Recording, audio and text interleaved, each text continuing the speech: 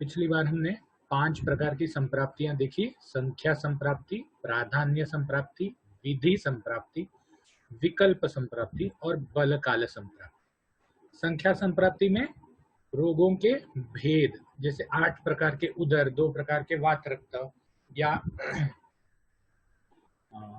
6 प्रकार के अतिसार।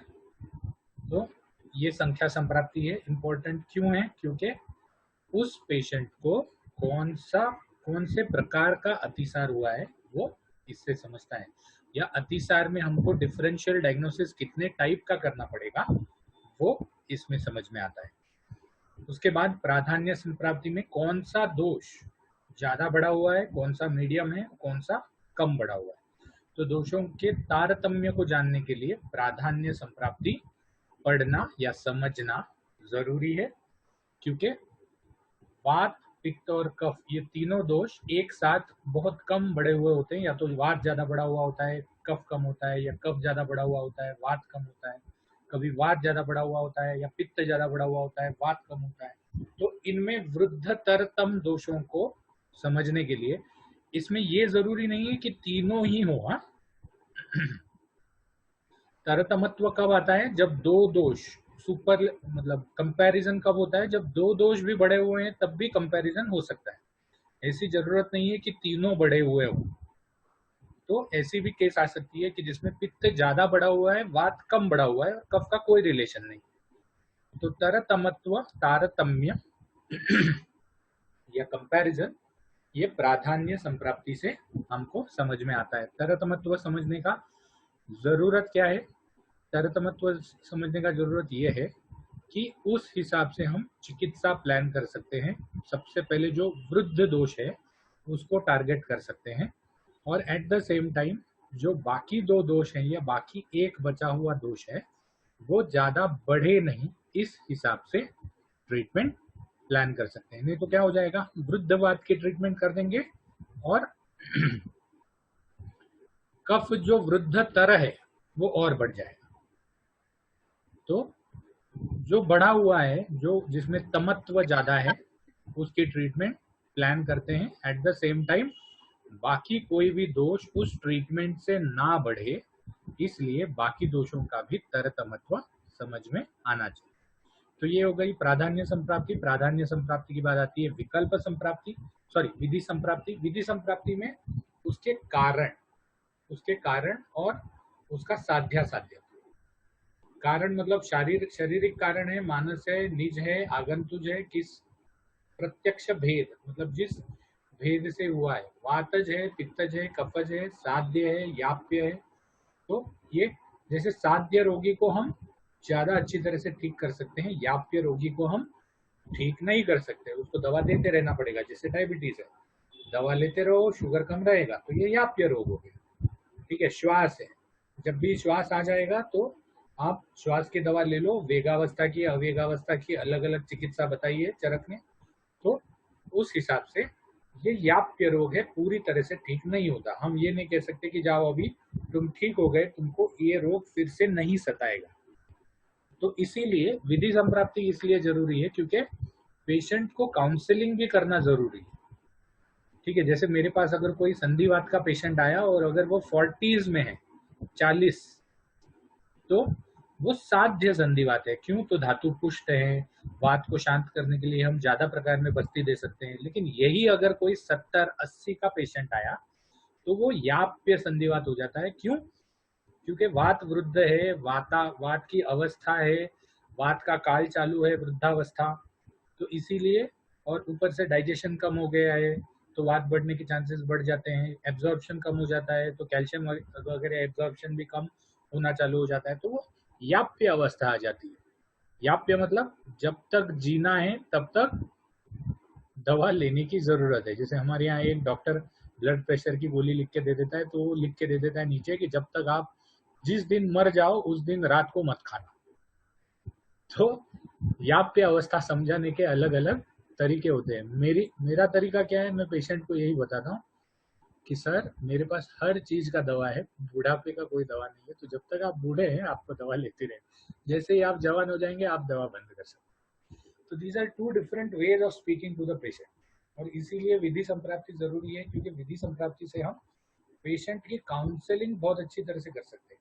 जैसे हमको पता है वातज पित्तज कफज रोग है, उसमें से कौन सा रोग है, तो उस चीज को पथ्य हेतु बताने के लिए, पथ्य बताने के लिए हम यूज कर सकते हैं।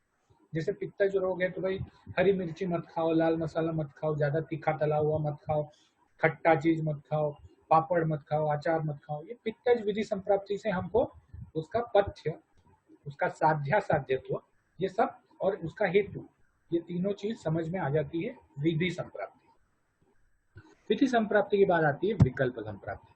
विकल्प संप्राप्ति हमने पिछली बार ठीक तरह से नहीं की थी, शायद की ही नहीं थी, विधि तक ही रुक गए थे हम। विकल्प संप्राप्ति में दोष की अंश अंश कल्पना जानना। अब ये अंश अंश कल्पना किस बला का नाम है भाई? तो पहले अध्याय में हर सूत्र स्थान में दोषों के गुण बताए, जैसे पित्तम सस्नेह तीक्ष्ण उष्णम लघु विश्रम सरम द्रवम, या तत्र वृक्षो लघु शीता कर सूक्ष्म चलो नीला। तो ये गुण है। तो पित्त अपने कौन से गुण से बड़ा है, या वात अपने कौन से गुण से बड़ा है, वो जानना विकल्प संप्राप्ति। विकल्प संप्राप्ति ट्रीटमेंट में बहुत अच्छी तरह से काम आती है। उसका कारण ये है कि ये जो गुण है, दोषों के जो गुण हैं, वो गुण किससे रिलेट करते हैं? पंचभूत से रिलेट करते हैं, पंच महाभूत से रिलेट करते हैं। जैसे पृथ्वी है तो गुरु गुण है, तो कफ अगर गुरु गुण से बड़ा है, इसका मतलब पृथ्वी महाभूत का आधिक्य है। पृथ्वी महाभूत का आधिक्य है तो पृथ्वी महाभूत कम होने वाली चीजें अगर आप दोगे तो कफ अपना गुरु गुण छोड़ देगा। या द्रव गुण है, जैसे मैं आपको एक एग्जांपल देता हूँ, बहुत बढ़िया एग्जांपल। मेरे पास दो पेशेंट आते हैं, एक आता है एसिडिटी, दूसरा आता है एसिडिटी। दोनों बोलते हैं सर हमको एसिडिटी हो रही। अब मैं अगर एसिडिटी बिना पूछे, दोनों को बिना पूछे मैं एसिडिटी का एक ही दवा दे दूं, चलो मैं अविपत्तिकर चूर्ण तो दोनों को दे दूंगा क्योंकि पित्त बढ़ा हुआ है, पित्त को निकालना है, तो अविपत्तिकर चूर्ण one of the best daily विरेचन विच यू कैन गिव, ठीक है। लेकिन अगर मुझे उसको इमीडिएट रिलीफ देना है तो I will have to ask, अब पित्त के गुण क्या है? पित्तम सस्नेह मतलब स्निग्ध, तीक्ष्ण, उष्ण, लघु, विस्र, सर और द्रव। तो फिर मैं उसको पूछता हूँ कि सर आपको एसिडिटी के क्या क्या लक्षण दिखाई देते हैं? तो एक मुझे बताता है कि सर मैं खाना नहीं खाऊंगा ना, या खाने का टाइम मेरा मिस हो जाएगा तो मेरे पेट में आग पड़ जाती है, इतनी आग होती है, इतना दर्द होता है, ऐसा लगता है कि इरिटेट हो गया, मैं किसी पे भी चिल्ला देता हूँ, कुछ भी कर देता हूँ। दूसरे को मैंने पूछा कि आपके एसिडिटी के क्या लक्षण, तो उसने बोला कि सर मैंने थोड़ा बहुत भी खाना खा लिया ना तो मुझे डकारें आना चालू हो जाती हैं और पूरा खट्टा खट्टा मुंह तक आता है। अब है तो दोनों एसिडिटी, दोनों चीजें एसिडिटी, पित्त बढ़ा हुआ है, लेकिन पित्त अपने कौन से गुण से बढ़ा हुआ है? पहले केस में जहां उसके पेट में आग लग जाती है, उस केस में पित्त अपने तीक्ष्ण और उष्ण गुण से बढ़ा हुआ है। लेकिन दूसरे केस में जहां पर उसको खट्टा खट्टा डकार और खट्टा खट्टा पानी आता है मुंह में, वहां पर अपने उष्ण और तीक्ष्ण गुण से नहीं बढ़ा हुआ, वहां पर वो सर और द्रव गुण से बढ़ा हुआ है। सर गुण और द्रव गुण से बढ़ा हुआ है। द्रव आता है और सरत मतलब सर मतलब फैलना या बह जाना, तो सर और द्रव गुण से बढ़ा हुआ है।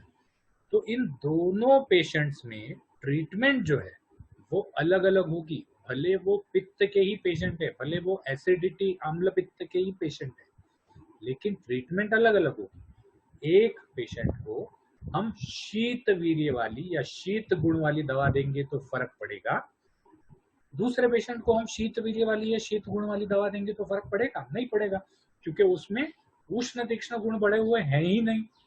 उसमें आप कितना भी शीत दे दो कुछ फर्क नहीं पड़ेगा। तो इसीलिए उसको हमको ग्राही और पित्त का अम्लत्व कम करने वाले द्रव्य देने चाहिए। तो इसीलिए विकल्प संप्राप्ति ज्यादा समझ में आनी चाहिए। जैसे उष्ण गुण से वृद्ध पित्त, द्रव गुण से विशुद्ध पित्त और विस्र गुण से विशुद्ध पित्त। विस्र मतलब गंदी स्मेल आएगी, मुंह से गंदा गंदा स्मेल आएगा, दैट इज ऑल्सो पित्त प्रकोप। भले एसिडिटी आप उसको नहीं बोल सकते, बट दैट इज ऑल्सो पित्त प्रकोप। तो विस्र गुण से पित्त अगर बढ़ गया है तो आपको उसको सुगंधी द्रव्य देने पड़ेंगे। मुंह में लौंग, इलायची, भले लौंग तीक्ष्ण है, लौंग उष्ण है, लेकिन यहाँ बढ़ा हुआ गुण कौन सा है? विस्र गुण बढ़ा हुआ है, तो उस टाइम पे उसको वैसे द्रव्य देने पड़ेंगे। तो ये विकल्प संप्राप्ति हमने समझ ली। अब लास्ट वाली संप्राप्ति चलते हैं, बल काल संप्राप्ति। बल काल संप्राप्ति मतलब रोगी और रोग के बल को काल की अपेक्षा जानना। रोगी और रोग के बल को काल के अपेक्षा जानना। अब ये रोग का बल क्या है? जैसे जब आप प्रैक्टिस करना चालू करोगे तो यू विल सी अभी भी मुझे कल एक आप में से किसी बच्चे का फोन आया था, फोन मतलब मैसेज आया था, उसने अपने फादर के रिपोर्ट भेजे थे और उसने कहा कि सर मेरे फादर को बहुत बैक पेन है, उसका एमआरआई का रिपोर्ट आपको भेज रहा हूँ, तो इसमें क्या मैं कटिबस्ती दे सकता हूँ क्या? ठीक है, अब ये जानने का जरूरत है कि अब बैक पेन क्यों बढ़ा? क्योंकि वर्षा ऋतु जो है वो वात का प्रकोप का ऋतु है। ग्रीष्म ऋतु में वात का संचय, वर्षा ऋतु में वात का प्रकोप। सिमिलरली जितने भी आपको श्वास के पेशेंट आएंगे, अस्थमा, दमा, ब्रोंकाइटिस, ब्रोंकियोटेसिस, ये श्वास के जितने भी पेशेंट आएंगे, ये पेशेंट आपको कब आएंगे? मार्च अप्रैल में। क्यों? क्योंकि मार्च अप्रैल में हेमंत और शिशिर ऋतु में कफ का संचय होता है और वसंत ऋतु में कफ का प्रकोप होता है। तो कफ, अगर आपको याद हो तो एक अध्याय में चरक ने एक बहुत अच्छा उदाहरण दिया था कि जैसे बर्फ ठंडी में जम जाता है, लेकिन जैसे ही गर्मी चालू हो जाती है वैसे वो पिघल जाता है और फैलना चालू कर देता है। वैसे ही शीत गुण से भले कफ का प्रकोप हेमंत और शिशिर ऋतु में हो गया, फिर भी वो जमा हुआ रहता है, फैलता नहीं है, और जब तक कफ फैले नहीं तब तक उसका प्रकोप नहीं हो पाता, एक ही जगह पर जम जाता है। तो इसीलिए जैसे ही उष्ण गुण आ जाता है बसंत ऋतु में, वैसे ही कफ का प्रकोप होना चालू हो जाता है। तो ऋतु के अनुसार दोषों के प्रकोप, ऋतु के अनुसार कौन सा रोग हो सकता है? मुझे अगर दम लगा है और मैं वसंत ऋतु में आया हूं तो there are high chances that I am not anaemic. मुझे एनीमिया की वजह से दम नहीं लगा है, पांडु रोग की वजह से दम नहीं लगा है, क्योंकि पांडु रोग जो है वो ज्यादा करके पित्त का रोग है, तो मुझे साल भर दम लगना चाहिए, या फिर ज्यादा करके शरद ऋतु में दम लगना चाहिए, लेकिन मुझे वसंत ऋतु में ज्यादा दम लगता है। तो ऋतु की अपेक्षा मेरा कफ का प्रकोप, तो रोग मेरा बलवान कौन से ऋतु में होता है, कौन से काल में होता है, उसकी अपेक्षा को जानना ऋतु ऋतु सापेक्ष बलकाल संप्राप्ति है। आहार सापेक्ष बलकाल संप्राप्ति, जैसे एक चीज होती है जिसको कहते हैं डिओडनल अल्सर्स।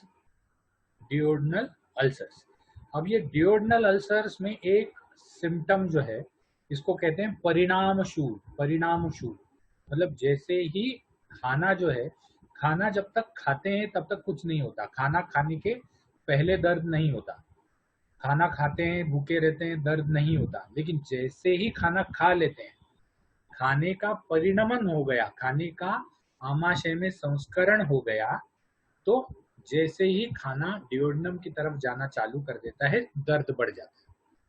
तो दिस इज परिणामशूल या डिओडनल अल्सर। अब ये डिओडनल अल्सर खाना खाने के कितने टाइम बाद आता है? Usually 45 minutes to 1.5 hour. तो patient is afraid to eat in duodenal ulcers. क्यों? क्योंकि डिओडनल अल्सर में जैसे ही खाना चला जाता है, जितने भी आहार परिणाम का रस है, पेनक्रेटिक जूस, बाइल, उसके बाद स्टमक से हाइड्रोक्लोरिक एसिड, ये सब डिओडनम में आ जाते हैं और वो अल्सर को इरिटेट कर देते हैं। तो परिणाम शूल जो है वो आहार के बाद होता है। अगर आहार लेने के पहले दर्द हो तो वो साधा आम्ल पित्त है।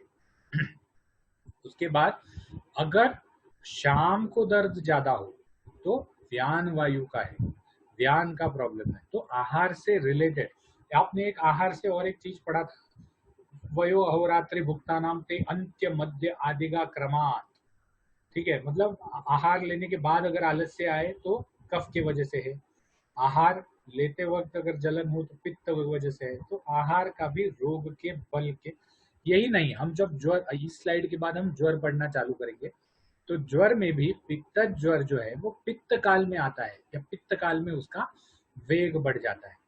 वैसे ही अहोरात्र, अहोरात्र भी सेम पित्त काल में, वय अहोरात्रि भुक्ता नाम। तो कौन से पीरियड में शाम को आने वाला जो ज्वर है वो ज्यादा करके वातज ज्वर है। सुबह में आने वाला जो ज्वर है, क्योंकि सुबह में जो काल है वो कौन सा काल है, प्रातः काल, मतलब उठते उठते, तो उठते उठते जो आने वाला काल है वो वो भी वातज काल है। तो वो वातज ज्वर या तो बहुत सुबह आएगा या तो बहुत अर्ली इवनिंग में आएगा। तो अहोरात्र से बल, रोग का बल जब कम ज्यादा होता है तब भी हम उसकी बल काल संप्राप्ति समझ में आती है। पूरी संप्राप्ति, पांचों टाइप की संप्राप्ति अल्टीमेट क्यों है, उस अल्टीमेट रीजन ये है संप्राप्ति समझने का कि आप रोग की पैथोलॉजी को समझ के चिकित्सा ठीक तरह से कर सके। कौन सा दोष बढ़ा हुआ है, कौन सा दोष किसके ऊपर बढ़ा हुआ है, कितने टाइप के रोग हो सकते हैं, कौन से भेद से रोग हुआ है, कौन से अंशांश कल्पना से रोग हुआ है, और कब रोग बढ़ता या कम होता है। ठीक है, तो ये बलकाल संप्राप्ति हो गई।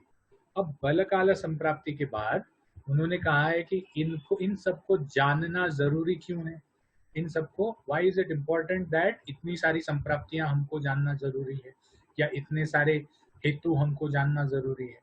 तो सिंपल सा चीज है, यथार्थ परीक्षा और चिकित्सा में उपयोगिता। 4 लाइन का बड़ा श्लोक है, लेकिन चीज दो ही दी है उसमें। यथार्थ परीक्षा मतलब रोगी के पैथोलॉजी की यथार्थ परीक्षा कर सकना, ये इसलिए जरूरी है। और चिकित्सा में उपयोगिता, जैसे मैंने आम्ल पित्त का एग्जाम्पल लेके बता दिया कि अगर आप तीक्ष्ण वाले को सर गुण कम करने के लिए दोगे तो कुछ फायदा नहीं होगा, सर वाले को शीत द्रव्य दोगे तो कुछ फायदा नहीं होगा। फिर many times you will feel that दवा तो मैं पित्त की दे रहा हूं, लेकिन फर्क क्यों नहीं आ रहा है, उसका रीजन ये है कि आपने अंशांश कल्पना वाली संप्राप्ति को ठीक तरह से नहीं समझा। तो 8 अष्ट निदान, 8 रोगों को निदान अध्याय में कहा गया है। निदान पंचक होते हैं, लेकिन निदान के स्थान में 8 रोगों को बताया गया है। तो ये 8 रोगों को क्यों बताया है, उनको अष्टौ महागद भी कहते हैं। अष्टौ महागद मतलब 8 बड़े रोग जिनको ट्रीट करना बहुत डिफिकल्ट है, इसीलिए उन्होंने 8 ही रोगों को बताया है। उन्माद, अपस्मार, गुल्म, उसके बाद यक्ष्मा, उसके बाद ज्वर और उदर। ठीक है, तो इतने ही रोगों को उन्होंने बताया है। इन रोगों की उत्पत्ति उनके कारण, उनके हिसाब से मानसिक भावों से हुई है, लेकिन ऐसा कोई जरूरी नहीं है। शारीरिक भावों से भी रोगों की उत्पत्ति होती है, रादर आज की तारीख में शारीरिक भावों से ज्यादा होती है। तो उस टाइम पे सब अच्छा खाते थे तो शायद मानसिक भाव उन्होंने ये कर लिया, जैसे रक्त पित्त में उन्होंने बता दिया कि क्रोध होना या जलन होना दूसरे से, ये रक्त पित्त का कारण है। बीएम हेगड़े का एक लेक्चर मुझे याद है, जब उन्होंने बोला था कि बीएम हेगड़े सर ने बोला था, BM Hegde is a very renowned physician, allopathic physician who staunchly believes in Ayurveda. YouTube पे बहुत सारे लेक्चर्स हैं और बहुत अच्छे लेक्चर्स हैं। He is a very comedy type of person, जो बहुत हंसाते हैं और बहुत ये देते हैं। कभी टाइम मिले तो बीएम हेगड़े, HEGEDE हेगड़े, तो जरूर से देख लेना एक दो लेक्चर। तो उनका कहना यह है कि हमको अलग अलग चीजें इसलिए होती है बिकॉज हम जलते हैं, हमारे में लोभ ज्यादा है, हमारे में क्रोध ज्यादा है। ठीक है, लेकिन ये लोभ क्रोध जो है वो तो अभी यूजुअल चीजें हो गई हैं। ठीक है, अगर मुझे ज्यादा सैलरी दी जाए, किसी और को सैलरी कम दी जाए, तो उसमें क्रोध और लोभ तो आ ही जाएगा। तो these are all usual things. मानसिक भाव तो यूजुअल हो गए, बट शारीरिक भाव उससे ज्यादा जरूरी है। आज की तारीख में शारीरिक भाव या हेतु, शारीरिक हेतु से हम रोगों की चिकित्सा ज्यादा अच्छी तरह से कर सकते हैं। रोग का निदान पंचक बताया है, निदान स्थान में हर 8 रोग का निदान पंचक बताया है। फिर संक्षेप में उन्होंने चिकित्सा सूत्र बताया। चिकित्सा सूत्र को चरक ने 2 जगह बताया है, एक निदान स्थान में, वो बहुत ही संक्षेप में बताया है, ज्यादा डिटेल में नहीं बताया, बहुत ही संक्षेप में चिकित्सा सूत्र बताया, और चिकित्सा स्थान में डिटेल में चिकित्सा सूत्र बताया, और इनकी विस्तार से चिकित्सा स्थान में बताई गई है। ठीक है, तो अष्ट निदान में 8 रोग बताए हैं जिनका निदान पंचक बताया है। निदान के 5 अलग अलग निदान आदि 5 अलग अलग चीजें जो व्याधि को समझने में और उसकी चिकित्सा करने में उपयुक्त है। अब हम चलते हैं ज्वर पे। तो ज्वर को सबसे पहले क्यों बताया? ज्वर प्रमुख व्याधि है, ऐसे चरक का कहना है। तो ज्वर प्रमुख व्याधि क्यों है? क्योंकि सभी रोगों में श्रेष्ठ है, जीवन के आदि मध्य तथा अंत में आता है। जब बच्चा पैदा होता है तो वो थोड़ा सा फीवरिश होता है, जब आदमी मरता है तब भी उसको थोड़ा सा फीवरिश लगता है, और बीच में तो बहुत बार फीवर आके जाता है। तो ज्वर का प्रमुखत्व आदि मध्य और अंत में आता है, इसलिए है। निज और आगंतुज कारणों से होता है, दोनों टाइप के कारणों से होता है। निज कारण, जैसे हमने कुछ खा लिया, कफ बढ़ गया और कफ के वजह से सूजन आ गई, सूजन आने के बाद शोथ आ गया, शोथ आने के बाद वहां पर इन्फेक्शन हो गया और अब उसमें फीवर आ गया। आगंतुज कारण, जैसे हमने बाहर जाके पानी पूरी खा गई, डायरेक्ट इन्फेक्शन आ गया, जुलाब चालू हो गए और ज्वर आ गया। तो निज और आगंतुज दोनों कारणों से होता है, और सभी दोषों के संसर्ग तथा सन्निपात से हो सकता है। मतलब वातज ज्वर भी हो सकता है, वात पित्त ज्वर भी हो सकता है, सन्निपातिक ज्वर भी हो सकता है, वात कफत ज्वर भी हो सकता है। तो किसी भी दो, किसी भी एक और किन्हीं बाकी तीनों दोषों के सन्निपात से हो सकता है, इसलिए ज्वर प्रमुख रोग बताया गया है। अब वातज ज्वर के निदान। अब यहाँ पर मैंने थोड़ा सा ये करने, देखिए वातज ज्वर के निदान अगर आपको याद हो जाएंगे, या वातज पित्तज कफत ज्वर के निदान अगर आपको याद हो जाएंगे, तो आप यही निदान जो है, ये निदान में 2 प्रकार होते हैं। एक प्रकार जो होता है वो दोष सापेक्ष निदान, मतलब जो दोष बढ़ने के लिए कारण होता है, और दूसरा व्याधि सापेक्ष निदान, मतलब उस व्याधि में खवैगुण्य निर्माण करने के लिए कारण होता है। तो दोष सापेक्ष निदान जो है वो तो हर रोग में वही होते हैं। तो अगर आपने ये 3 स्लाइड्स बाय हार्ट कर ली तो आप किसी भी रोग के दोष सापेक्ष निदान लिख सकते हो, क्योंकि निदान तो दोष सापेक्ष से वही होने वाले। बस ध्यान रखने की ये जरूरत है कि कहीं कहीं व्याधि में व्याधि सापेक्ष निदान, जैसे भग्न है, तो भग्न में रुक्ष लघु शीत अन्नपान, भग्न मतलब फ्रैक्चर, तो रुक्ष लघु शीत वातज रोग है, वात की वजह से, वात की वृद्धि से होता है। तो रुक्ष लघु शीत अन्नपान, उपवास, व्यायाम, रात्रि जागरण, स्त्री संग, ये तो सब होंगे ही। व्याधि सापेक्ष क्या होगा? आघात, व्याधि सापेक्ष आघात होगा। ठीक है, तो वातज ज्वर के निदान हम देखेंगे। सबसे पहले उन्होंने गुणों का मेंशन किया है। रुक्ष लघु मतलब वात के जितने भी गुण हैं, उन गुण का सेवन करने से, उन गुण के अन्नपान करने से वातज ज्वर हो सकता है। उसके बाद विहार, उपवास, व्यायाम, स्त्री संग और रात्रि जागरण, इन 4 चीजों की वजह से वात का संचय और प्रकोप हो सकता है, तो इसलिए वातज ज्वर हो सकता है। उसके बाद वेगावरोध, वेगावारोध हो गया है वो गलत है, वेगावरोध और सुखासन, मतलब ज्यादा सुख कारक जगह पे ज्यादा देर तक नहीं बैठ पाना या ज्यादा देर तक खड़ा रहना, तो ये जो है ये आसन और वेगावरोध से रिलेटेड है। उसके बाद मानसिक भय, उद्वेग और शोक, इससे रिलेटेड है।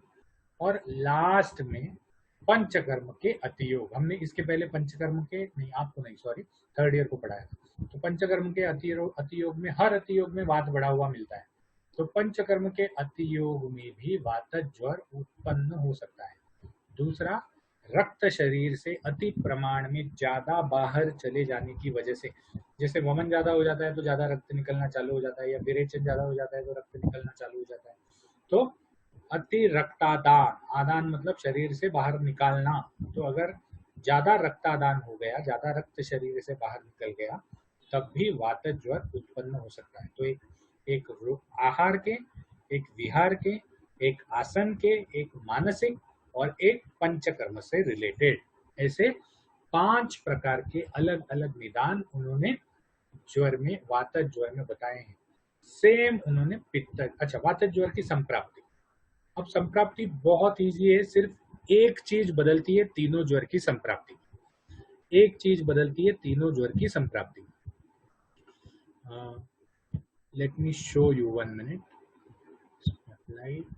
ओके, ये जो पार्ट है यहाँ पर, ये यहाँ पर सिर्फ बदल जाएगा हर रोग, हर ज्वर की संप्राप्ति।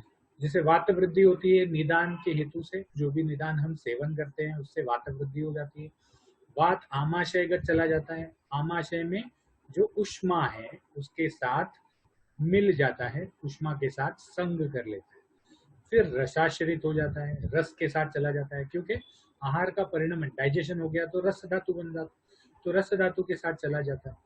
रस धातु के साथ चले जाने के बाद रस और स्वेद वह स्रोतों का अवरोध कर लेता है, रस और स्वेद वह स्रोतों का अवरोध कर लेता है और अपने प्रभाव से अग्निमान्य करता है। बस ये एक वर्ड बदलेगा हर ज्वर की संप्राप्ति में।